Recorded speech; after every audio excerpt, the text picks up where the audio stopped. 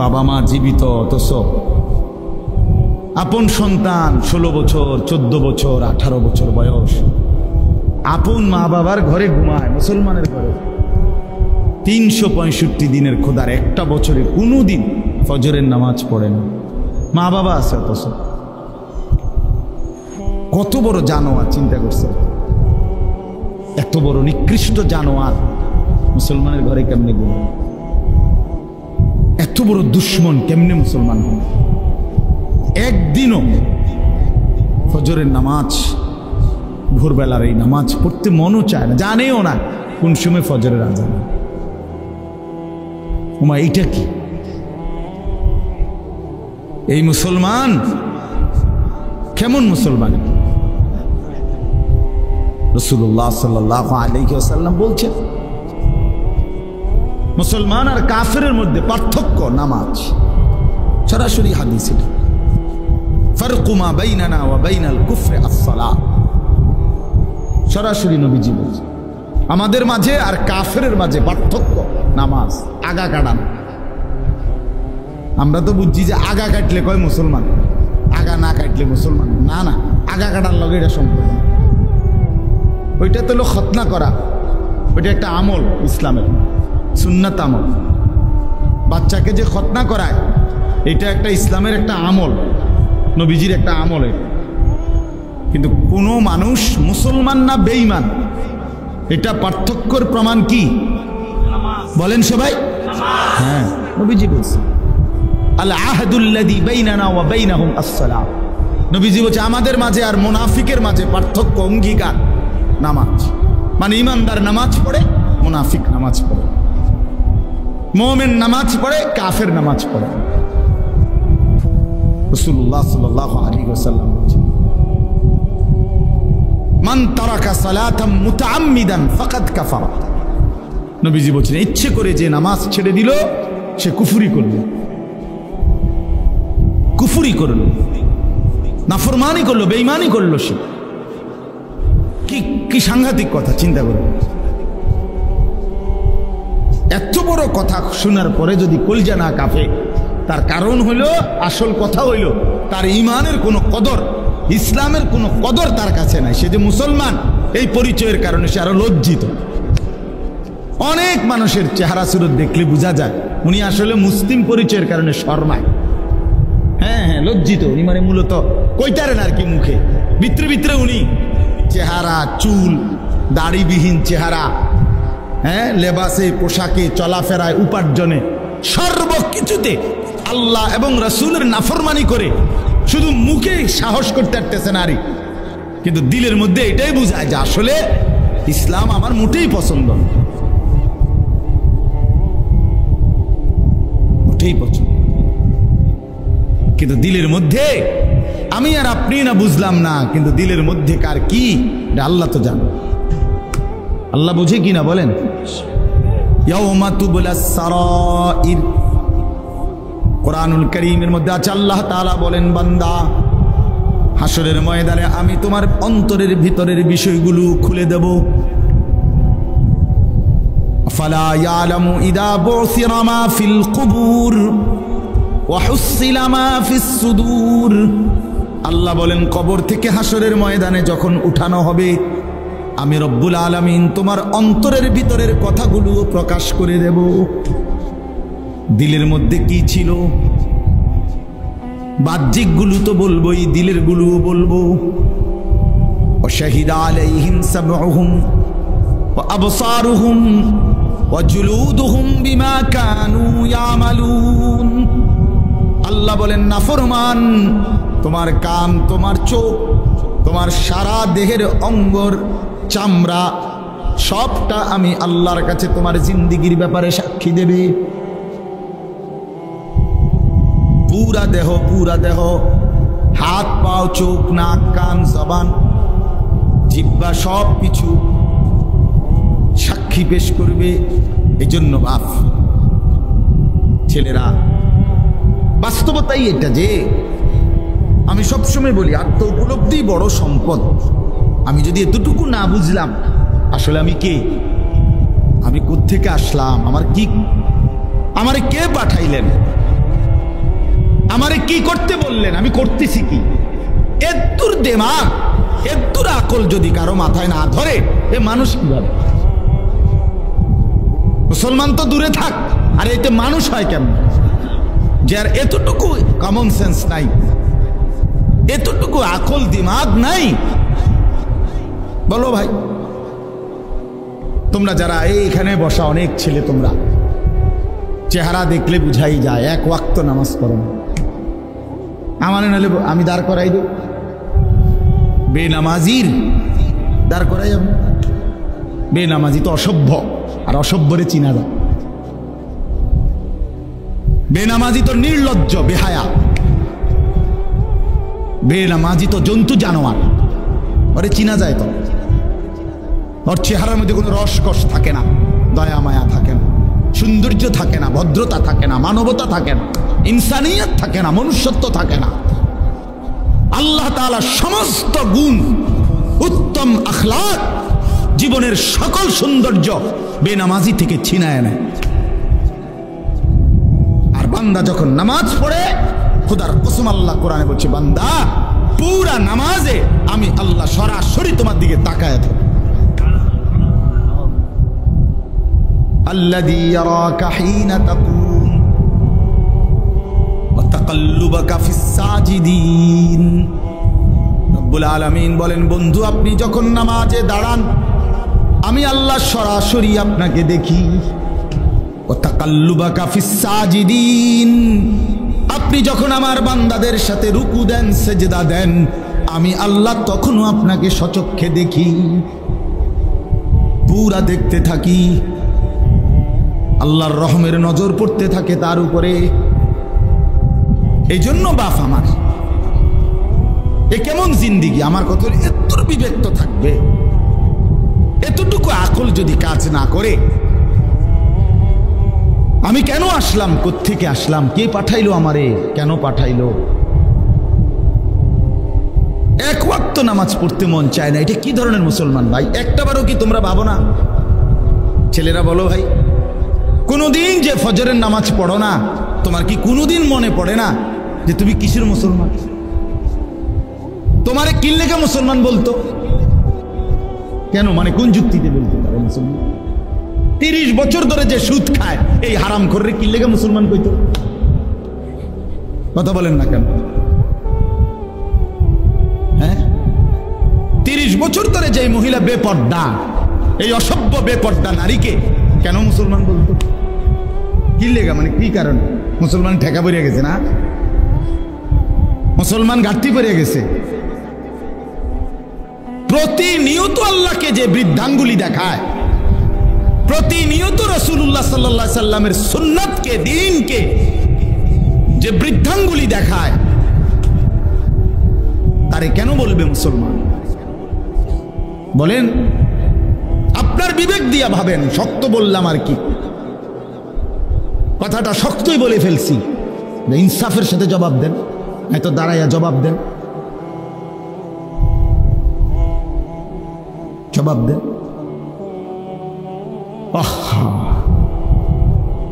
প্রতিনিয়ত, আরে একটা মানুষ তো হুচট খায়, একটা মানুষ পিছলা খায়, একটা মানুষ পড়ে যাইতে পারে, ঠিক আছে, ভুল হবে, পিছলা খাবে, পড়ে যাবে, ভুল হবে, অপরাধ হবে, গুনাহ হবে। খোদার কসম, গুনাহ আমারও আছে, গুনাহ আপনারও আছে, এটা তো কোনো কথা না, দোষের কথা না। দোষ তো হইল গুনার উপরে লাগাতার ধারাবাহিক। এটা কোন ধরনের মুসলমান? আমার 6 মাসের মধ্যে একদিন জামাত ছুটে গেছে, হইতে পারে। আমার 10 দিনের মধ্যে, 15 দিনের মধ্যে, 1 মাসের মধ্যে কোনোদিন ফজরের নামাজ উঠতে দেরি হয়ে গেছে, সেটা তো হইতে পারে। কিন্তু লাগাতার প্রতিদিন এক জিন্দিগি, আপনি প্রতিদিন মিশা কথা কইবেন? কথা বলেন, এটা কি একটা যুক্তি হইল? বলো ভাই, আমার কথা তো এইটা না। ভুল তো আমারও আছে, ভুল তো আপনারও আছে, অপরাধ আমারও আছে, আপনারও আছে। আমি তো বেহেশতের থেকে ঘুরে আইছি না, কথা বোঝেন নাই? আমরা হিসাব দিতে হবে কিনা, আপনারা দিতে হবে কিনা, হুজুর দিতে হবে কিনা, তো এটা তো কোনো কথা টেনশন না। টেনশন হইল লাগাতার 30 বছর মিশা কথা কয় কেন? লাগাতার প্রতিদিন সুদ খায় কেমনে, প্রতিদিন ওজনে কম দেয় কেমনে, প্রত্যেকদিন মুসলমানের ঘরে রঙিন টেলিভিশনে নাচ গান নর্তকী চলে কেমনে, এক মুসলমানের স্ত্রী ডেইলি বেপর্দা হয় কেমনে, মাইয়াটা প্রতিদিন বেপর্দা হয় কেমনে। এটা কি মুসলমান? এটা বাপটা কেমন, মা কেমন, সন্তান কেমন? এদের ইসলাম কোথায়? এদের আল্লাহ কোথায়? এদের আখিরাত কোথায়? বলেন, ইনসাফ বলেন ভাই। ছেলেরা তোমরা বলো মিয়া, কেন সেজদা দাও না? কেন নামাজ পড়ো না? কেন আল্লাহর কথা মনে পড়ে না? কেন এত বড় জালেম হলা? কেন এত বড় সীমালঙ্ঘনকারী হলা? কেন এত বড় অহংকারী হলা? কেন যে মনিবকে চেনো না? কোরআনুল কারীমের মধ্যে আছে, ইবলিসকে আল্লাহ বলছে, ইবলিস একটা সেজদা দিলি না, তুই তো অহংকার করলি। ফামা ইয়াকুনু লাকা আন তাতাকাব্বারা, তুই কি জানো না আমি আল্লাহর সামনে অহংকার করা সাজে না। আল্লাহ বলছেন একটি সেজদা না দেওয়াতে, খোদার কসম সূরা আরাফের মধ্যে আছে, আল্লাহ বলছেন একটি সেজদা না দেওয়ার কারণে ইবলিসকে আল্লাহ বলছে তুমি অহংকারী। আর আল্লাহ বলছেন আলাইসা ফি জাহান্নামা মাসওয়াল লিল মুতাকাব্বিরিন, আল্লাহ বলছে কোরআনে সমস্ত অহংকারীদের ঠিকানা শুধুই জাহান্নাম। ভাইয়া শুধু ওয়াজ না, গতানুগতিক একটা মাহফিল করা দরকার ছিল, এই জন্য মাহফিল হলো। প্রতি বছর আমরা একটা ওয়াজ হয় দেখিয়া হইল না রে ভাইয়া, জীবনটা এতটুকু হলে হবে না। আল্লাহ আনাইছে, আল্লাহ বসাইছে, আল্লাহ তৌফিক দিছে বলে আমরা বসছি। এই জন্য যে কয়জন বসছেন, মাঝ বয়সী, বয়স্ক, নওজোয়ান কিংবা পর্দার আড়ালের কোনো মা বোন, আমিও আপনিও চলেন ভাবি, আখেরাত ভুলে গেলাম কেন? আল্লাহকে ছেড়ে দিলাম কেন? রাসূলুল্লাহ সাল্লাল্লাহু আলাইহি সাল্লামকে ভুলে গেলাম কেন? আমি প্রায় বলি জানেন, আমাদের কাছে 4টি নিয়ামত আছে সর্বশ্রেষ্ঠ। এক, আমাদের রব আল্লাহ, আমাদের নবী মুহাম্মদুর রাসূলুল্লাহ, আমাদের কিতাব কোরআন, আমাদের ধর্ম ইসলাম। এই 4টাই সর্বশ্রেষ্ঠ। কি বলেন? আল্লাহ সর্বশ্রেষ্ঠ কিনা? আমাদের নবী মুহাম্মদ সর্বশ্রেষ্ঠ কিনা? কোরআন সর্বশ্রেষ্ঠ কিনা? ইসলাম সর্বশ্রেষ্ঠ কিনা? তাহলে 4টি সর্বশ্রেষ্ঠ নিয়ামত যার কাছে আছে, তে নষ্ট হইল কেন? আমার প্রশ্ন হইল, কিসের অভাবে তুমি নষ্ট হয়ে গেলা? কি ছিল না বলে? কি পাও নাই বলে? বলেন, ইহুদিদের কাছে কোনো সঠিক আসমানি কিতাব যেটা আল্লাহ নাজিল করছিলেন মুসা নবীর উপরে, খোদার কসম সারা পৃথিবীর বর্তমানে যত ইহুদি তাদের কাছে সেই কিতাবটা নাই। যেটা আছে সেটা ভুল। খ্রিস্টানদের কাছে সারা পৃথিবীর যে ইউরোপ কান্ট্রির যত খ্রিস্টান, এই আমেরিকা বলেন, লন্ডন বলেন, ইউরোপ বলেন, কোন খ্রিস্টানের কাছে, জাদুঘরেও চ্যালেঞ্জ, এটা প্রকাশ্যে বললাম, তারাও স্বীকার করে তাদের কাছে আল্লাহ কর্তৃক নাজিলকৃত যে আসমানি কিতাব ইনজিল ঈসা নবীর উপরে নাজিল হয়েছে যেটা, এটা নাই, আসলি কিতাব নাই তাদের কাছে। যেটা আছে এটা তাদের বানোয়াটি, তাদের নিজেদের রচিত। ঈসা আলাইহিস সালামকে আসমানে তুলে নেওয়ার কমপক্ষে 600 বছর পরে, আরো পরে, এটা নিজের বানায় বানায় লিখছে। সকালে একবার ঠিক করে, বিকালে একবার ঠিক করে। হ্যাঁ হ্যাঁ, মন মতো ঠিকঠাক করে। আসমানি কিতাব আবার ঠিক হয় কেমনে? এটা তো ঠিক হইয়াই নাজিল হইছে। কথা বুঝেন নাই আপনি? আচ্ছা, হিন্দু ধর্মের কোনো বই একটাও কোনো আসমানি কিতাবের সাথে কোনো সম্পৃক্ততাই নাই। এগুলো তাদের কারো না কারো বানানো। এই রামায়ণ, ভগবত, বেদ, পুরাণ, গীতা, এগুলো এদের বানানো, কিচ্ছা কাহিনী, গল্প, এই আজে বাজে কথাবার্তা যা আছে আছে। আচ্ছা যাক, কিন্তু আসমানি কিতাব না। কথা বুঝেন নাই কি? তাইলে কারো কাছে, শুধুমাত্র খোদার কসম মুসলমান ব্যতীত গোটা পৃথিবীর কারো কাছে আল্লাহ তাআলার পক্ষ থেকে নাজিলকৃত কিতাব নাই। শুধু আছে আমাদের কাছেই একমাত্র। 1500 বছরে আগে নবী সাল্লাল্লাহু আলাইহি সাল্লামের উপরে ঠিক যেই অক্ষরে নাজিল হয়েছে, যেই শব্দে, যেই অক্ষরে, ওই অক্ষর, ওই শব্দ, ওই উচ্চারণ, ওই তেলাওয়াত, ওই মাখরাজ, ওই হুবহু তর্জমা, তাফসীর, ব্যাখ্যা, বিশ্লেষণ, আমল আজকে ১৫০০ বছর পর্যন্ত অবিকল অবিকৃত এখনো আছে। আলহামদুলিল্লাহ, আলহামদুলিল্লাহ। তাহলে আমাদের কাছে নিখুঁত কোরআন আছে। আমাদের নবী সর্বশ্রেষ্ঠ নবী। সব নবী শুধু নবী, আমাদের নবী সর্বশ্রেষ্ঠ নবী। সব নবী শুধু নবী, নিজ নিজ অঞ্চলের নির্ধারিত সীমানা পর্যন্ত নবী। কেউ ২০০ বছর, কেউ ৩০০ বছর, কেউ ধরেন ৯৫০ বছর, কেউ ৪০০ বছর, কেউ ৩০০ বছর। ধরেন যেই নবী যেদিন হায়াত পাইছে অদ্দিনের নবী। আমাদের নবী সাল্লাল্লাহু আলাইহি ওয়াসাল্লাম ইসরাফিলের ফু দেওয়া পর্যন্ত, কিয়ামত পর্যন্ত তিনিই শুধু নবী। তিনি খাতামুন নবিয়্যিন, তিনি আখিরি নবী, তিনি আখিরি নবী। তাহলে তিনি সর্বশ্রেষ্ঠ নবী, তিনি সর্বশেষ নবী, তিনি পূর্ণাঙ্গ নবী। আমার ভাই, আমার বন্ধু, ১৪৫০ বছরের ভিতরে এই পর্যন্ত আমাদের নবীকে নিয়ে, নবীর জীবন নিয়া, নবীর প্রতি ঘন্টা মিনিট সেকেন্ড নিয়া আপনজন দুশ্মন বন্ধু শত্রু পক্ষের বিপক্ষের সবাই পরীক্ষা নিরীক্ষা করছে, গবেষণা করছে, পর্যালোচনা করছে নবীজির জীবন নিয়া। বন্ধুদের কাছেও তিনি শ্রেষ্ঠ, দুশ্মনের কাছেও তিনি শ্রেষ্ঠ।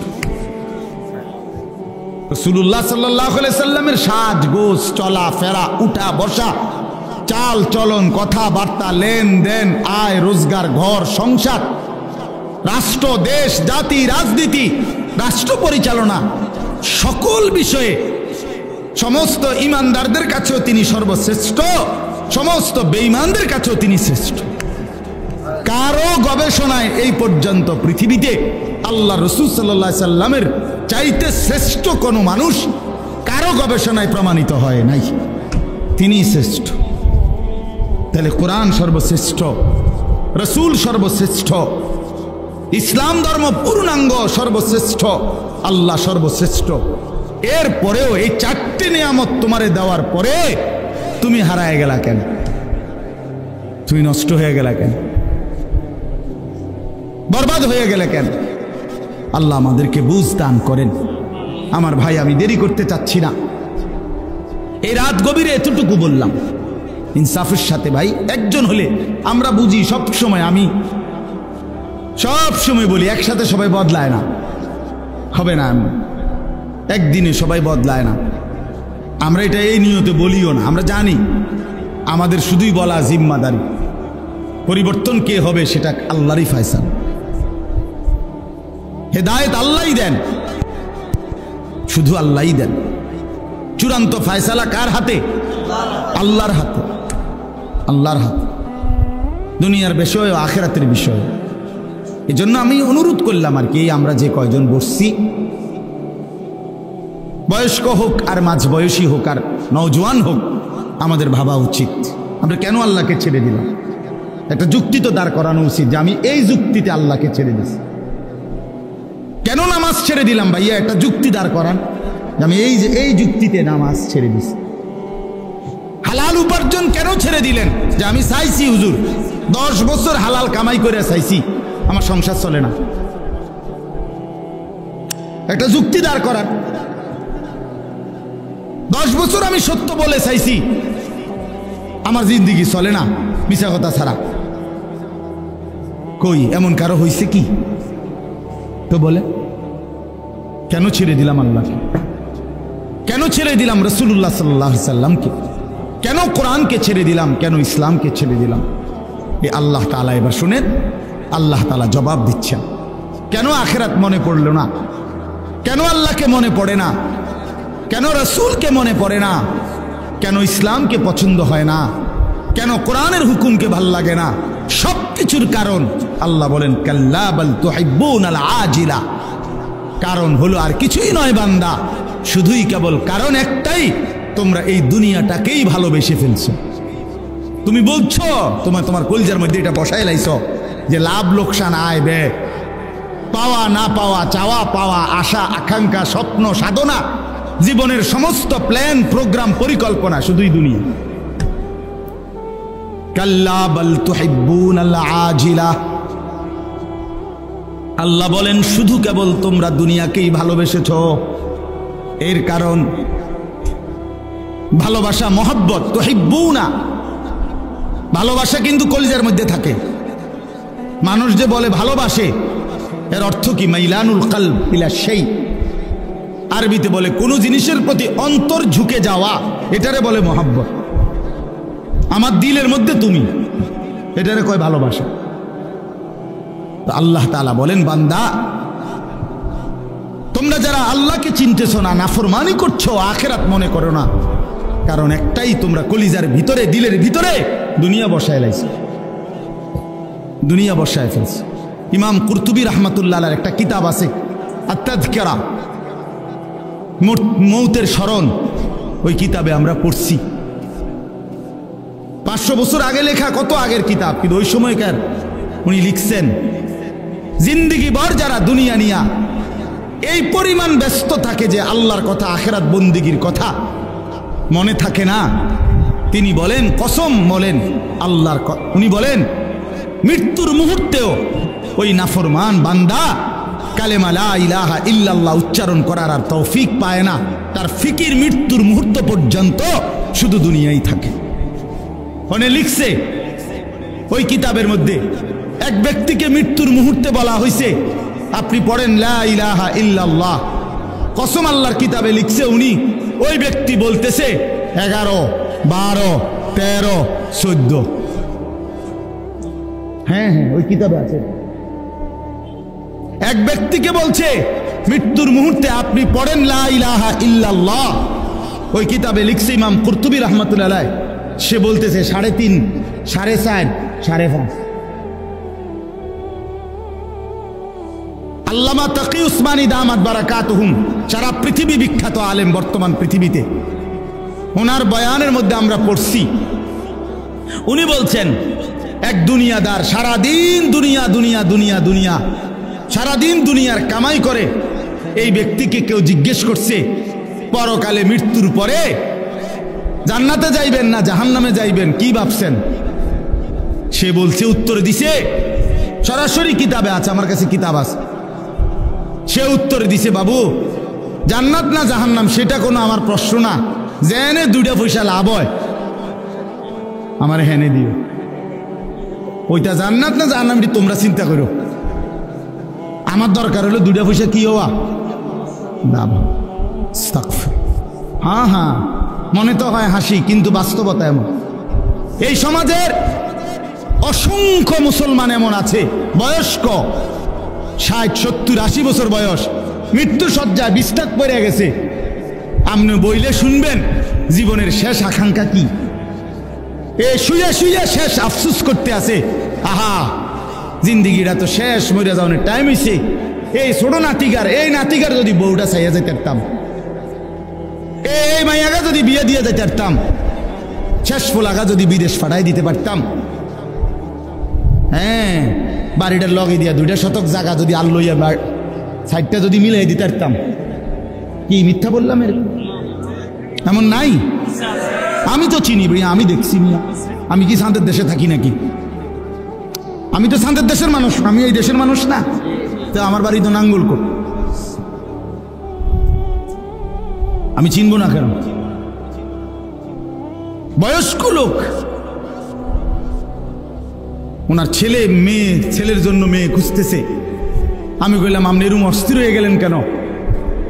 তার দাদা, এবারে আমার শুনাইতে আছে, তার দাদা কয় এত অস্থির হইয়া মেয়ে খুঁজতেছে ছেলের জন্য, কয় যে তার দাদা ওয়াশ নিয়াস বুঝলেন, মানে নিঃশ্বাসে নিঃশ্বাসে ওয়াশ নিয়াসের মধ্যে তার দাদা তার এই নাতির বউর লেগা আকাঙ্ক্ষা, মানে আর জু এবার তো মরে যাইব, আজরাইল ঘুরতে আছে চারিদিকে, শুধু বউগা সাউনের লেগে হাবড়া আমাকে, কারণ ওনার কলজার মধ্যে এটা ঢুকছে। কবরের মধ্যে গেলে ওনার প্রথম প্রশ্ন করবে আপনার নাতির বউয়ের নাম কি, এটা হলো কবরের প্রথম সওয়াল। হায় মুসলমান, হায় মুসলমান, হায় মুসলমান, এই মূল কারণ হলো কলজাটার ভিতরে দুনিয়া বসায় ফেলছে। ইসাকালতুম ইলাল আরদ, আল্লাহ বলছেন তোমরা বান্দা মাটিটাকে কামড়াইয়া আঁকড়াইয়া ধরে রাখছো না, জমিনটাকে পৃথিবীটাকে আঁকড়াইয়া ধরে রাখছো না, কোনোভাবেই মরতে চাচ্ছ না। কিন্তু তুমি কি জানো না বান্দা, দুনিয়া যে তোমারে থাকতে দিবে না। তোমার দাদা মরতে চায় নাই, তোমার দাদা থাকতে পারে নাই। তোমার বাপ মরতে চায় নাই, তোমার দাদা বাপ থাকতে পারে না। এই পৃথিবীর কেউ মরতে চায় নাই, কিন্তু কেউ থাকতেও পারে না। তুমি থাকবা কেমনে? আমি থাকবো কেমনে? আমার দাদারে তো আমি নিজ চোখে দেখছি, কই আমার দাদা তো এখন নাই। আমার নানিরে আমি নিজ চোখে দেখছি, কই তারা তো নাই। আমার মা, আমার বাবা, আমার দাদা, চাচা, মামা, ফুফা, খালু, কত মানুষ। মা আছেন এখনো, বাবা নাই। আমার সেই সুন্দর চেহারার বাপ, ওনায় তো অনেক দিন হয়েছে আর দেখি না, এখন কবরে চলে গেছেন সেই কত আগে। দুনিয়া আমারে থাকতে দিবে কেমনে? নওজোয়ান ভাই, তোমারও তো থাকতে দিবে না।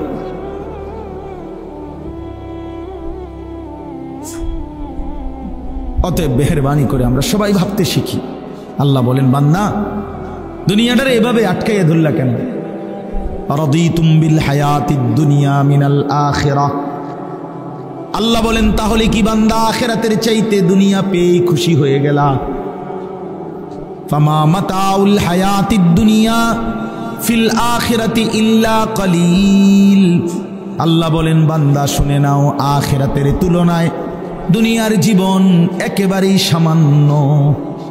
এদিকে 60 বছর, ওইদিকে কিয়ামতে হাসরের ময়দানের একদিন 50,000 বছর। এদিকে মাত্র 60 বছর, তাও সবার জন্য না। সবার জন্য 60 বছর, 60 বছরের আগে কেউ মরে না। হ্যাঁ, তাইলে এদিকে সর্বোচ্চ যদি 60 বছরও হয়, সর্বশেষ যেই লোকটা কবরে থাকবে, আল্লাহর নবীর হাদিস দ্বারা বোঝা যায় হতে পারে শেষ মানুষটাও কবরে থাকতে হবে 40,000 বছর। হাসরের ময়দানের একদিন 50,000 বছর। তারুজুল মালাইকাতু ওয়ার রূহু ইলাইহি ফি ইয়াউমিন কানা মিকদারুহু 50,000 সানা। 50,000 বছর। আল্লাহ বলেন ইন্নাহুম ইয়ারাউনাহু বাঈদা ওয়া নারাহু করিবা। আল্লাহ বলেন আমার বান্দা মনে করে আযাব বহু দূরে, আমি মনে করি আমি আল্লাহ তো দেখি একদম কাছে। তুমি না ভাবছো বান্দা 60 বছর অনেক লম্বা, কিন্তু কবরের 1 রাত 1 সেকেন্ডে তুমি তখন বুঝবা দুনিয়া কিছুই না। কসম আল্লাহর কোরআনে আছে, নাফরমানকে আল্লাহ জিজ্ঞেস করবে বান্দা দুনিয়াতে কয়দিন ছিলা? নাফরমান জাহান্নামের হাসরের ময়দানের 1 মিনিটের আযাবের পরে আল্লাহ যখন জিজ্ঞেস করবে আমার বান্দা দুনিয়ায় কয়দিন ছিলা, কোরআনুল কারীমের মধ্যে আছে, বলবে নাফরমান লাবিসনা ইয়াওমান আও বা'দা ইয়াওম, আল্লাহ দুনিয়াতে ছিলাম সর্বোচ্চ 1 দিন অথবা তার চাইতে কম। হয়তো ছিলাম 24 ঘন্টা, নয়তো ছিলাম 12 থেকে 14 ঘন্টা। তার মানে 60 বছর তখন 24 ঘন্টা মনে হবে, 12 ঘন্টা মনে হবে।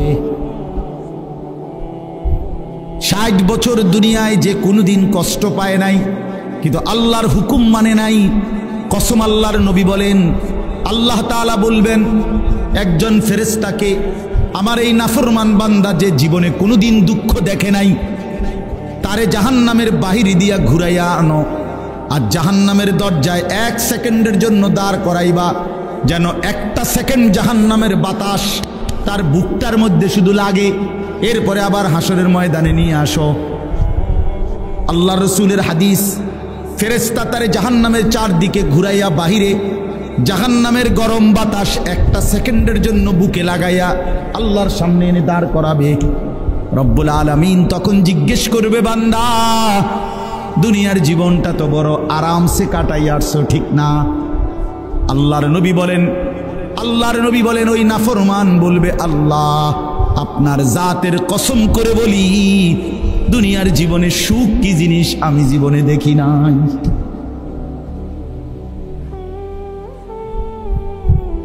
মিয়া সাহেব, আমরা বেকুব না। তুমি মানুষের বেডি চাইয়া শেষ করে লইতেছো জিন্দিগি, আর আমরা বেউকুফ দেখে চাই না। হ্যাঁ, তুমি কি মনে করছো? তুমি ভাত খাইয়া বড় হইলে, আমি চিড়ে খাইয়া বড় হয়েছি। হ্যাঁ, তুমি কি তা ভাবছ? চালা, আমরা বেউকুফ। হ্যাঁ,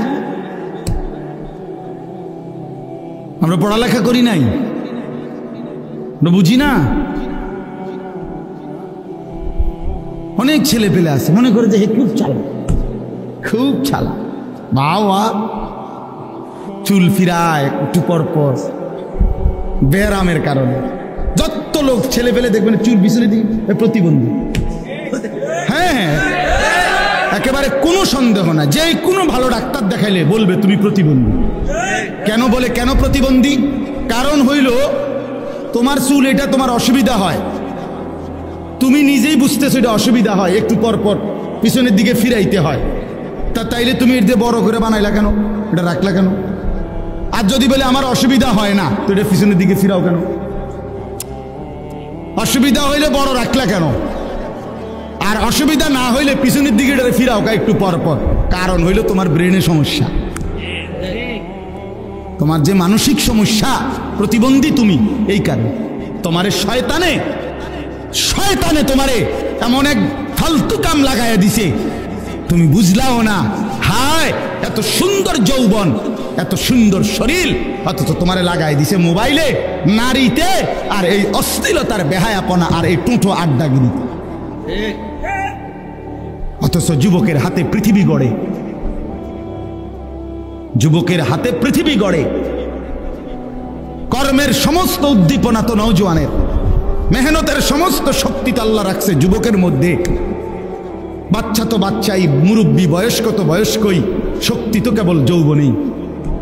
কোরআন শরীফে আছে আল্লাহ পাক শিশুকালকে বলছে দুর্বল, বৃদ্ধকালকেও আল্লাহ বলছে দুর্বল, শুধু যৌবন কালকে আল্লাহ বলছে কুওয়াতান, কুওয়াত, শক্তি।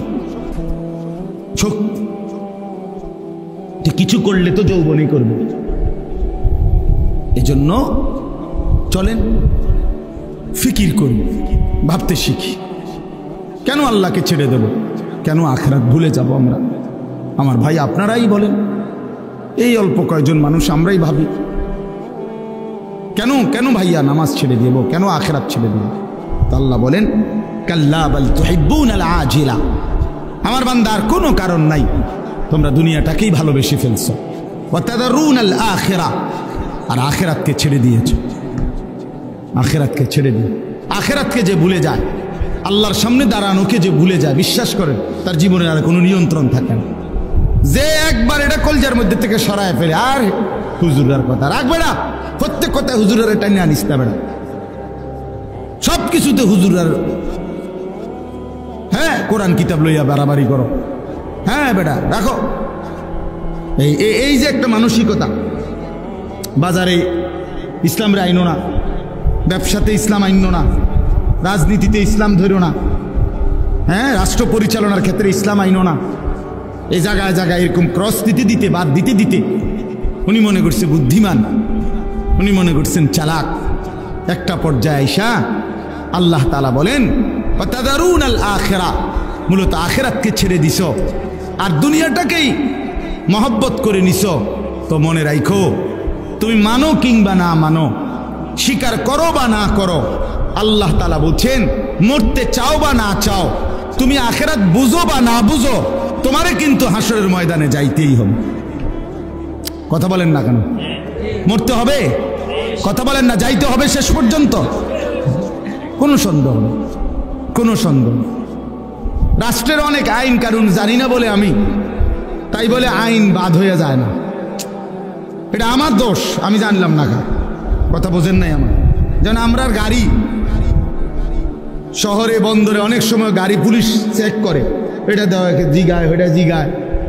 তো এখন এখন ওই যদি বলে যে আপনার এটা নাই, আপনি এটার ফাইন দিতে হবে, জরিমানা। মানে আমি যদি বলি যে স্যার আমি তো এই আইন জানি না, তো উনি কি বলবো, আপনি যেহেতু আইন জানেন না আপনারা ছেড়ে দিলাম, এটা নিয়ম না? না আপনি আইন জানেন না কা, এটা তো আমার বিষয় না। এই জন্য ভাইয়া আমি আপনি যদি স্বীকার করি বা না করি, বুঝতে চাই বা না চাই, আখিরাত নিশ্চিত, হাসরের ময়দান নিশ্চিত। আল্লাহ বলেন সেই হাসরের ময়দানে যখন আসবা তো বান্দা তোমাদের দুইটা অবস্থা হবে, ওয়ুজুহু ইয়াওমাইদিন নাযিরা, কিছু মানুষের চেহারা থাকবে হাস্যোজ্জ্বল, হাসি মুখ, ইলা রাব্বিহা নাযিরা, আর সেই হাস্যোজ্জ্বল চেহারার মানুষগুলো সরাসরি আল্লাহ পাককে দেখতে থাকবে।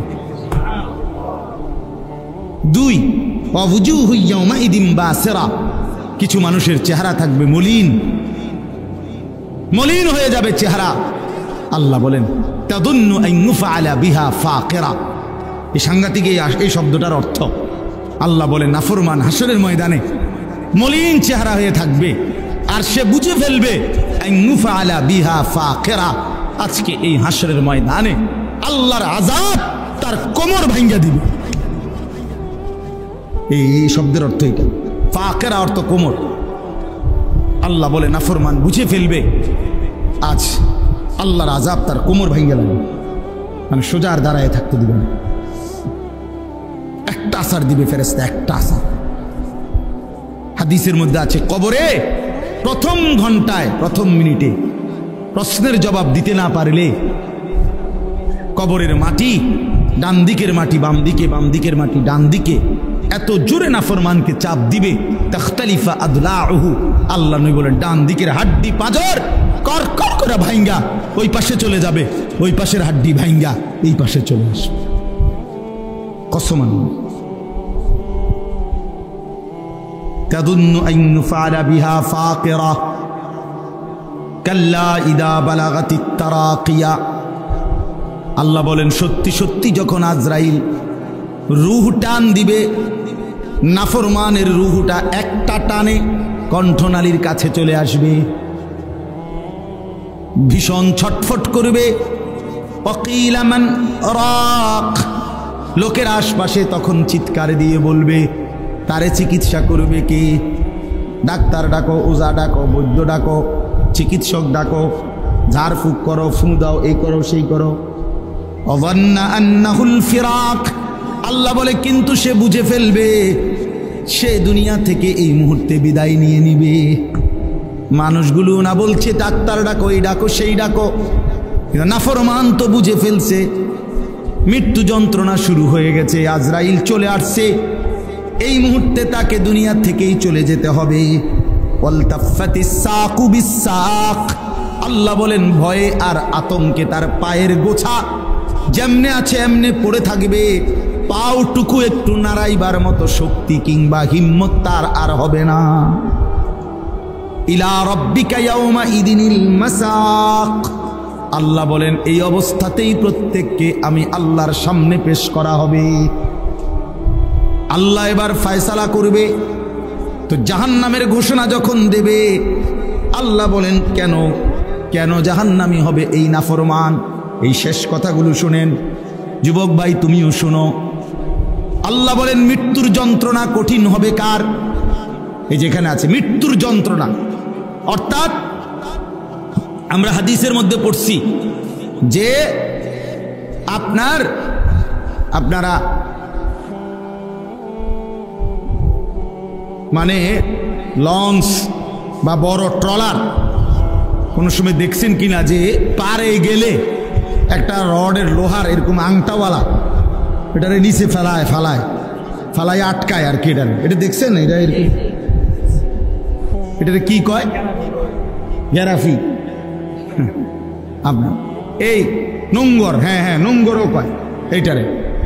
এই লোহার আপনার এরকম আংটাওয়ালা, চার চোখওয়ালা, চারটা ইয়াওয়ালা, এইভাবে আপনার ফেরেশতা আজরাইল মালাকুল মউত শরীরের মধ্যে এরকম নোংর, যেরকম এইটা ছুঁড়ে মাইরা এটারে টাইনা ধরলে যেরকম সিরা ভিরা আসে এইরকম ভাবে নাফরমানের কলিজা তার রুহু তার শরীর থেকে টাইনা হেসরাইয়া বাইর করে। এজন্য কোরআনের 4টা আয়াত আছে যেখানে আল্লাহ তাআলা বলছেন মৃত্যুর যন্ত্রণা বড় ভয়ানক হবে। এক, জাআত সাকরাতুল মাউত বিল হক। আল্লাহ বলেন ওয়ালাউ তারা ইযিজ যালিমুনা ফি গামারাতিল মাউত। আল্লাহ বলেন ফালাউলা ইযা বালাগাতিল হুলকুম। আল্লাহ বলছে কাল্লা ইযা বালাগাতিত তারাকিয়া। কণ্ঠনালীর কাছে একটা টানের সাথে রুহুটা চলে আসবে, রুহুটা বের হতে চাইবে না, ফেরেশতা সিরা ভিরা খোদার কসম টাইনা বের করবে। হ্যাঁ, আল্লাহ বলেন কেন এমন পরিণতি হলো, কেন এমন নির্মম মৃত্যু হলো, কেন আজরাইলে তো কষ্ট দিয়া বের করলো কেন? আল্লাহ বলেন ফালা সাদ্দাকা ওয়ালা সাল্লা। কারণ হলো সে আল্লাহর উপরে বিশ্বাস করে নাই, আর ওয়ালা সাল্লা নামাজ আদায় করে না। এই জন্য ভাই আমার, আল্লাহর দোহাই, যে নামাজ পড়ে না তার মৃত্যুটা বড় কঠিন হবে, খুব কষ্টের হবে। এই আয়াতে স্পষ্ট মৃত্যু বড় কঠিন হবে তার। এরপর আল্লাহ বলেন ওয়ালাকিন কাযযাবা ওয়া তাওয়াল্লা। বরং সে কি করেছে? আমি আল্লাহকে মিথ্যা মনে করেছে, আর আমি আল্লাহর হুকুম থেকে মুখ ফিরায় নিছি, মুখ ফিরায় নিছি। আল্লাহ তাআলা বলেন সুম্মা যাহাবা ইলা আহলিহি ইয়াতামাত্তা। আমার নাফরমানি করে নিজ পরিবার পরিজন বন্ধু স্বজনের সাথে অহংকারের সাথে হাঁটাচলা করছে। মানে একে তো নাফরমানি করছে, আবার বউ বাচ্চা নিয়ে এমন ভাবসাব চলাফেরা, অপরাধী অথচ কোনো অনুশোচনা লজ্জিত কোনো ভাব নেই। এমনি তো সুদখোর, কিন্তু এটা তো অপরাধ, খবরও নাই। হে চেহারা সুরত দেখলে বুঝাও যায়, কিন্তু চেহারা সুরত দেখলে বুঝাও যায় না। ভাবসাব এমন ফুর্তিতে আছে, বউ বাচ্চা নিয়ে খাইতে আসে, ঘুমাইতে আসে, মজা করতে আসে, টেলিভিশন দেখতে আসে, চা খাইতে আসে, বন খাইতে আসে, বিড়ি খাইতে আসে, সিগারেট খাইতে আসে, বেড়াইতে আসে পার্কে, বউয়ে পার্কে ঘুরে, ছেলে মোবাইল টিপে, মেয়ে আরেক ছেলের লগে কথা বলে, তাই নিয়ে নিজেও ঘুরে গাড়ে, বাহ রঙের গুড্ডি উড়াইতে আসে। মানে বাহ বাহ, অসাধারণ অসাধারণ। আল্লাহ তাআলা বলেন বান্দা আউলা লাকা ফাআউলা সুম্মা আউলা লাকা ফাআউলা। চারবার বলছে শেষ কথা। আল্লাহ বলছে তোমার জন্য দুর্ভোগ, অতঃপর আবার বলছি তোমার জন্য দুর্ভোগ, আবার বলছি তোমার জন্য দুর্ভোগ, আবার বলছি তোমার জন্য দুর্ভোগ। চারবার আউলা লাকা ফাআউলা সুম্মা আউলা লাকা ফাআউলা। বাবা রইল চার। কেন চারবার বলছে? একবার তোমার লাঞ্ছনা হবে মৃত্যুর সময়, রুহু কবজের সময়। দুই, তোমার লাঞ্ছনা হবে, তোমার উপরে কষ্ট লাঞ্ছনা দেওয়া হবে কবরে। তিন, হাসরের মাঠে। চার, জাহান্নাম। তুমি চার জায়গাতেই কষ্ট পাইবা বান্দা। আয়াহসাবুল ইনসানু আন ইউতরাকা সুদান। আল্লাহ তাআলা বলছেন বান্দা মানুষ তুমি কি এই ভেবেছ আমি তোমাকে এমনি এমনি বানাইছি না? তোমার দুগা ভাত খাওয়াই দেখা, এই দুনিয়া একটু চলতে ফিরতে দিছি দেখা তুমি মনে করছো আমি তোমাকে এমনি এমনি বানাইছি? কোনো উদ্দেশ্য নাই, কোনো টার্গেট নাই। এই জন্য ভাই শেষ কথা আমার, এতগুলো আয়াতের তরজমা বলে এই কথাই বুঝাইতে চাই আমরা যেন আখিরাত না ভুলি। আল্লাহকে ভুলে গেলে আর জীবনের কিছুই থাকে না। রাসূলকে ছেড়ে দিলে মুমিনের আর কোনো মূল্যই থাকে না। ইসলামকে বাদ দিলে মুসলমানের আর কিছুই থাকে না। কোরআনকে না চিনলে ইমানদারের আর থাকে না। এই জন্য চলেন, এই অল্প কয়েকজন মানুষ কষ্ট করছেন, বৃষ্টির ভিতরেও কষ্ট করে আপনারা বসছেন কাদার মধ্যে। আল্লাহ তাআলা আপনাদের এই বসার মধ্যে বরকত দান করেন। যুবক ভাই, তোমাদের কাছে আমার অনুরোধ ভাই, স্বাভাবিক চুল রাখো ভাইয়া। এই জঙ্গলি চুল, এই সেলুন কাটিং চুল, এবং এই যে সামনে ডানে পিছনে বামে এই চুলগুলো যাদের বড় বিভিন্ন মডেলের সেলুন কাটিং, এই বিভিন্ন ডিজাইন, কসম আল্লাহর ভাইয়া এগুলা মুসলমানের চুল না। তুমি খবর নিও, এগুলা সরাসরি কাফেরের চুল, বেঈমানের চুল, মুরতাদের চুল, সরাসরি কাফেরের চুল। মুসলমান এত ফালতু হয় না, মুসলমানের যুব সমাজ এত বাজে হয় না। দয়া করে সবাই নামাজ পড়ার চেষ্টা করি। আল্লাহ তাআলা আমাদেরকে তৌফিক দান করে। একটা মাদ্রাসা আমার শায়েখ সবসময় বলে, আল্লামা মুফতি মুশতাকুর নবী সাহেব, মাদ্রাসা 3 জিনিস চায়: মুসলমানের দোয়া, মুসলমানের সন্তান, মুসলমানের সম্পদ, মাল দৌলত, দান সাদাকা। এই জন্য আমারও অনুরোধ রইল, মাদ্রাসার জন্য দোয়া করবেন, মাদ্রাসায় আপনাদের সন্তানদেরকে পড়তে দিবেন এবং মাদ্রাসায় নিয়মিত দান সাদাকা করবেন। আলহামদুলিল্লাহ, আল্লাহ তাআলা কবুল করে নেন। আপনাদের সকলের আন্তরিকতায় আল্লাহ তাআলা এই মাদ্রাসাটিকে বরকত দান করেন। ছেলেরা, যুবকরা সবাই আজকের থেকেই নামাজ শুরু করেন। নামাজ পড়লে চেহারা সুন্দর হবে, আখলাক সুন্দর হবে, চলাফেরা সুন্দর হবে। পকেটে কয়টা একটু টয়লেট পেপার রাখলে, পেশাব পায়খানার পরে টয়লেট পেপার ব্যবহার করলে, পানি ব্যবহার করলে শরীর পবিত্র থাকবে। আর পবিত্র শরীরে নামাজের কথা ফেরেশতা মনে করাই দিবে। আমাদের অনেক ছেলে পেলে বলে, মূল একটা বড় বিষয়, কেন নামাজ পড়ে না? শরীর না থাকবে। হ্যাঁ, কাপড় ভালো না, প্যান্ট ভালো না, প্যান্ট ভালো না। 18 বছরের দামরা মুত্তা ফানি লয় না, দামরা এটা। হ্যাঁ হ্যাঁ, এত বড় দামরা পেশাব করে পানি নেয় না, খাড়াইয়া মুত্তা হাইটাই করে। এক চাইতে নিকৃষ্ট রুচির, এত নিম্ন রুচির মানুষ হয় না, এত একেবারে নিচু মানুষের কারণে। মেয়ে 6 মাসের বাচ্চাও তো মেয়ে পেশাব করে দিলে চিৎকার শুরু করে, কান্দে। দেখবেন না বাচ্চা কান্দে না? কান্দে কেন? তার মারে ডাকে, হাফ প্যান্ট দে, বদলাও, হাফ প্যান্ট বদলাও, মুত্তা লাইছি। কি ঠিক এত বছর এত বড় বেড়া, কি বেড়া এখনো পেশাব কইরা, আবার এই পেশাবের ফোঁটা এগুলা প্যান্টে। যেই কোনো পুরুষ পেশাব করিলে কিছুক্ষণ ঢিলা, টয়লেট পেপার ব্যবহার না করলে, একটু সময় অপেক্ষা না করিলে পেশাবের ফোঁটা পড়বেই। এটা তার সৃষ্টিগত, এটা অসুখ, রোগ না। তো এরপরে তো চেইন টান দিল যে বাকি ফোঁটাগুলো তো প্যান্টে পড়লো।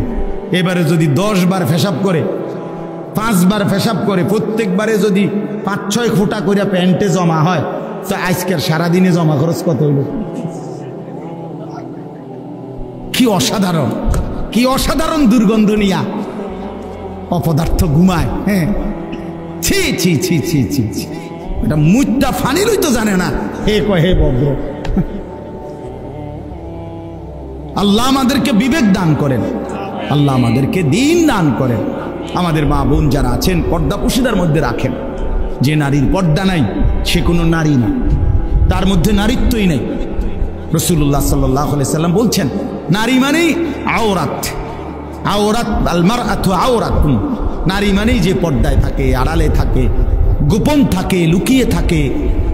অতএব আল্লাহ তাআলা যেন আমাদের মা বোনদেরকেও পর্দানশীল হিসাবে কবুল করে নেন। আলহামদুলিল্লাহি রাব্বিল আলামিন। اللهم أنت السلام ومنك السلام تباركت يا ذا الجلال والإكرام يا أرحم الراحمين يا أرحم الراحمين يا أرحم الراحمين ربنا ظلمنا أنفسنا وإن لم تغفر لنا وترحمنا لنكونن من الخاسرين ربنا آتنا في الدنيا حسنة وفي الآخرة حسنة وقنا عذاب النار رب ارحمهما كما ربياني صغيرا ربنا هب لنا من أزواجنا وذرياتنا قرة أعين وجعلنا للمتقين إماما مولاي كريم আপনি মাফ করে দেন, রব্বে করিম আপনি মাফ করে দেন, বেশুমার গুনাহ মাফ করে দেন, আগামী জিন্দেগি সুন্দর করে দেন, ঈমান আমলের দৌলত দান করেন, ইজ্জত আফিয়ত দান করেন, তাকওয়া তহারত দান করেন, গুনাহমুক্ত জীবন গড়বার তৌফিক দান করেন। আল্লাহ আপনার বন্দিগির মোহব্বত দান করেন, আখিরাতের ফিকির দান করেন, দুনিয়ার ভালোবাসা কমায়া দেন, আখিরাতের ভালোবাসা বাড়িয়ে দেন। আল্লাহ সেজদাওয়ালা কপাল বানিয়ে দেন, কাঁদনেওয়ালা চোখ বানিয়ে দেন, জিকিরওয়ালা জবান বানিয়ে দেন, মোহব্বতওয়ালা দিল বানিয়ে দেন, সুন্নতওয়ালা বন্দিগিওয়ালা জিন্দিগি বানিয়ে দেন। আল্লাহ যুবক ছেলেগুলোকে নামাজি বানিয়ে দেন, চরিত্রবান বানিয়ে দেন। মাওলাই করিম এদের চুল সুন্দর করে দেন, এদের শরীর পবিত্র করে দেন, এদের আখলাক পবিত্র করে দেন, এদের কলিজা ইমানের ভালোবাসা দেন, নামাজের মহব্বত দান করেন। আমার বয়স্ক বাবা চাচাদেরকে আরো বেশি নেক আমলের তৌফিক দান করেন। আল্লাহ মা বোনদেরকে পর্দা পুশিদা দান করেন। মাদ্রাসা খানা কবুল করে নেন আল্লাহ, এই মাদ্রাসা খানা কবুল করে নেন। প্রথম দিন থেকে পর্যন্ত জায়গা দিয়ে, জমি দিয়ে, টাকা দিয়ে, পয়সা দিয়ে, বুদ্ধি দিয়ে, পরামর্শ দিয়ে যারা যখন যত খেদমত করেছে মাওলা, আপনি সকলকে উত্তম বিনিময় দান করেন। যারা কবরে চলে গেছে মাফ করে দেন, কিয়ামত পর্যন্ত কবরের আযাব মাফ করে দেন। যারা জীবিত আছে তাদেরকেও মাফ করে দেন। আল্লাহ মাদ্রাসার সাথে মহল্লাবাসীকে জুড়ে থাকবার তৌফিক দান করেন। মহল্লাবাসীর দিলে মাদ্রাসার প্রতি ভালোবাসা দান করেন। আল্লাহ মুসলমানের সন্তানদেরকে মাদ্রাসায় দ্বীন শিখবার তৌফিক দান করেন। আল্লাহ আজকের এই মাহফিলখানা কবুল করে নেন। আজকেও যারা দান করেছে প্রত্যেকের নেক মাকসাদ আপনি পূরণ করে দেন। পিছনের দিনেও যারা দিয়েছে আল্লাহ তাদেরকে উত্তম বিনিময় দেন। অসুস্থ বিমারি যারা শিফা করে দেন, কামাই রুজিতে হালাল বরকত দান করেন। প্রবাসে যারা বিদেশে আল্লাহ সহি সালামতে নিরাপদে রাখেন মাওলা, আল্লাহ আমার দেশ আপনি নিরাপদ করে দেন, খায়ের ও বরকত দান করেন। আল্লাহ আমাদেরকে একজন ইনসাফগার শাসক দান করেন, ইমামে আদেল দান করেন, ন্যায় পরায়ণ শাসক দান করেন। আল্লাহ আমরা আর কোনো জালেমের খপ্পরে পড়তে চাই না, আমরা আর জুলুমের শিকার হতে চাই না, আর কোনো জালেম আমাদের উপরে চাপায়া দিয়েন না মাওলা। আপনি আমাদের দেশের উপরে দয়া করেন, প্রতি ইঞ্চি জমিনে কোরআনের রাজ চালু করে দেন। আল্লাহ ইসলামের বাতি জ্বালিয়ে দেন, কোরআনের নূর জ্বালিয়ে দেন। আল্লাহ আপনি কবুল করেন। সারা পৃথিবীর মজলুম মুসলমানকে রেহাই দিয়ে দেন। গাজা, ফিলিস্তিন, লেবাননের মুসলমানকে আল্লাহ আপনি বাঁচান মাওলা, বাঁচান মাওলা। মুসলমানের এলাকাকে এলাকা মাওলা মাটির সাথে মিশায়া দিচ্ছে। আয় মাওলা আপনি দেখছেন, মাওলা আপনি দেখছেন, আপনার সাহায্য আসবেই মাওলা, আমরা বিশ্বাস করি মাওলা। মোমেন জিতবেই মাওলা, বেঈমান হারবেই মাওলা। ইসরায়েলের ইহুদি বেঈমানদেরকে ধ্বংস করে দেন। ইসরায়েলের এই প্রধানমন্ত্রী নেতানিয়াহুকে আল্লাহ ধ্বংস করে দেন। এই জালেম ফেরাউনের চাইতে বড় গাদ্দার মাওলা, এই জালেম নমরুদের চাইতে বড় গাদ্দার মাওলা। এই জালেম মানুষের, মুসলমানের রক্তে জমিন ভাসায় ফেলছে মাওলা। ওর হাত থেকে মুসলমানদেরকে বাঁচান মাওলা। আল্লাহ আমাদের প্রত্যেকের উপরে রহম করেন, দয়া করেন। আল্লাহ আজকের এই মাহফিল কানার সমস্ত আয়োজনে আপনি বরকত দান করেন। আল্লাহ দুইজন সন্তান অসুস্থ আছে, আল্লাহ আপনি শিফায়ে কামিলা আজেলা দান করেন। যতজন যতভাবে দোয়া চেয়েছে প্রত্যেকের নেক মাকসাদ আপনি পূরণ করে দেন। রব্বির হামহুমা কামা রব্বায়ানি সগীরা। সুবহান রাব্বিকা রব্বিল ইজ্জাতি আম্মা ইয়াসিফুন ওয়া সালামুন আলাল মুরসালিন ওয়ালহামদুলিল্লাহি রাব্বিল আলামিন।